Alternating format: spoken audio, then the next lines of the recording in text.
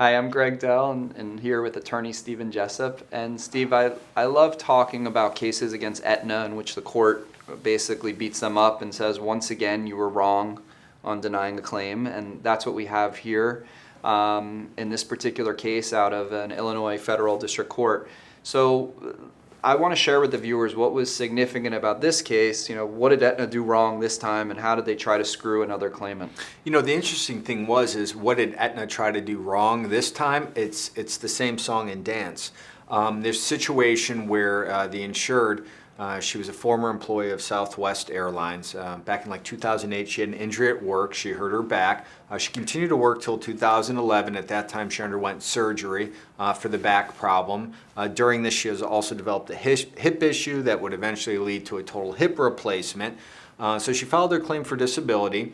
She was receiving workers' compensation, so right there, Aetna was already getting an offset on what they had to pay her. They approved her claim under the own occupation without much issue.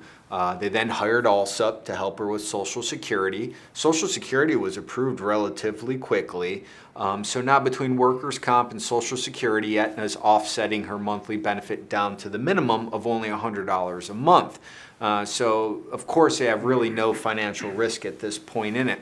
The issues really start to happen, like often in these cases, at the 24-month mark when it was going to go into the any occupation stage.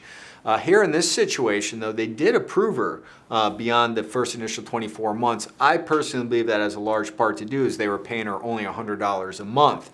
But as soon as workers' compensation ended and they had to start paying her more, lo and behold, they had a review done by a nurse and a vocational assessment that found a handful of jobs they felt she'd be capable of, and they denied her claim. It was a really standard denial from Aetna. No doctors were involved in that initial denial.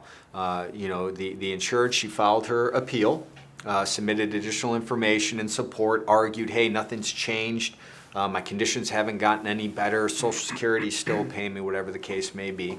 And then on appeal, just like Aetna typically does, they don't send you for an independent medical evaluation. They hired some outside doctors to conduct reviews who rendered opinions that she would be able to do sedentary work. And then very common to their denial letters, they said, our doctors tried to reach out to your doctors, but we didn't hear anything from them, so we decided we were just going to go with our doctors' opinions. Then the case was filed in a lawsuit. So Aetna in court made all the same arguments. Judge, we reviewed, we tried to contact our doctors, we had this vocational assessment done. We gave her every chance to, say she was still entitled to disability benefits, and we were right in our decision. However, the court really started to undermine and attack their positions and all these very common things that they do in the vast majority of their claims. And so what was the significant findings that the court said were unreasonable about the review by Aetna? One of the very interesting things, and this happens a lot, a functional capacity evaluation was part of the file.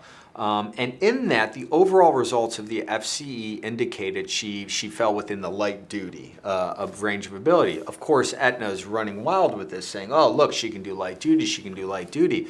Well, the court took a much further analysis in it and noted that when he took a look at the actual findings of the FCE throughout the test, not just the conclusion, there was indication that she could only sit frequently, which is 2.5 to 5 hours.